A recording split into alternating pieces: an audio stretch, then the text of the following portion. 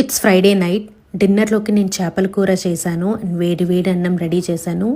Super టేస్టీగా ఉండిద్దండి. నా స్టైల్లో చేపల కూర ఎప్పుడైనా ట్రై చేయండి.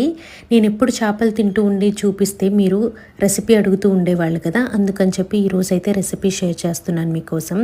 ఫస్ట్ అయితే చేపల్ని నీట్గా క్లీన్ చేసుకొని పసుపు, ఉప్పు, కారం కలిపి పక్కన పెట్టండి. అలాగే ఉల్లిపాయలు, పచ్చిమిర్చి సన్నగా తరిగి పెట్టండి.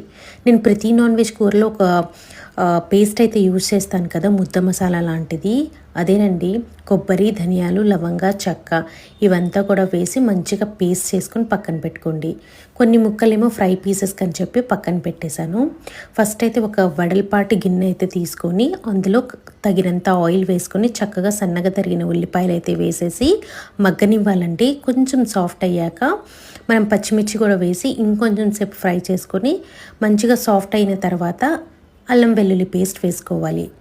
నేనైతే ఇక్కడ 2 టేబుల్ స్పూన్స్ ఆఫ్ అల్లం వెల్లుల్లి పేస్ట్ వేస్తున్నాను. ఇందులో పచ్చిదనం పోయేంత వరకు చక్కగా ఫ్రై చేసుకొని దాని తర్వాత నేను ప్రిపేర్ చేసుకుని పెట్టుకున్న ముద్ద మసాలా లాంటిది ఉంది కదా, అదైతే వేసి మంచిగా ఫ్రై చేయాలండి. నేను స్టీల్ గిన్నెలో చేస్తున్నాను కాబట్టి కింద కొంచెం అడుగంటుతూ ఉన్నట్టుంది.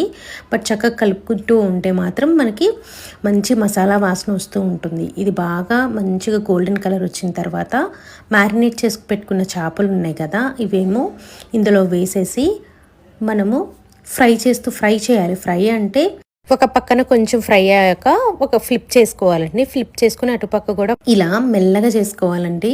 కొంతమంది అయితే ఫస్ట్ ఫిష్ని ఫ్రై చేసింది ఇందులో వేస్తారు, లేకపోతే కొంతమంది వాటర్ వేసేసిన తర్వాత పచ్చి ఫిష్ని వేస్తారు. అలా వేస్తే మసాలా ముక్కకి సరిగ్గా పట్టదండి. ఇలా ఫ్రై చేస్తూ ఉంటే మసాలా అంతా ముక్కకి పట్టి టేస్ట్ చాలా బాగుంటుంది. ఇప్పుడు నేను చూపిస్తుంది ఫిష్ కూర అంటే ఇందులో చింతపండు నేనేం వేయట్లేదు. ఫిష్ పులుసు అంటే అందులో వాటర్ బదులు చింతపండు పులుసు వేస్తాను. ఇది కూర కాబట్టి వాటర్ వేసి చక్కగా దగ్గర అయ్యేంత వరకు మనం అలా స్టవ్ మీద సిమ్లో పెట్టాలన్నమాట.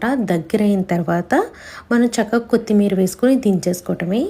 ఇంకో పక్క నేను ఫిష్ ఫ్రైకి మ్యారినేషన్ చేసుకుంటూ ఉన్నాను. ఉప్పు, పసుపు, కారం వేసేసి దానిలో ధనియాల పొడి, గరం మసాలా ఇదంతా వేసుకొని కొద్దిగా అల్లం వెల్లుల్లి పేస్ట్ కూడా వేయాలి. ఇందులో వేసి చక్కగా కలుపుకొని కొద్దిగా ఆయిల్ వేసి ఇంకా బాగా కలిపేసి ఈ మసాలా అంతా ఫిష్కి పట్టించేసేసి నేనైతే ఫ్రిడ్జ్లో పెట్టుకుంటాను. ఈరోజు అయితే ఫిష్ ఫ్రై చేయను కాబట్టి చేసే రోజు తీసుకొని నేను ఫ్రై చేసుకుంటాను. ఇది కూర దగ్గరికి వచ్చేయబోతున్న ముందు 5 నిమిషాల ముందు నేనైతే ఇలా కొత్తిమీర అయితే వేసాను. దగ్గర పడుతూ ఉంది. చాలా టేస్టీగా ఉండిద్దండి. ట్రై చేసి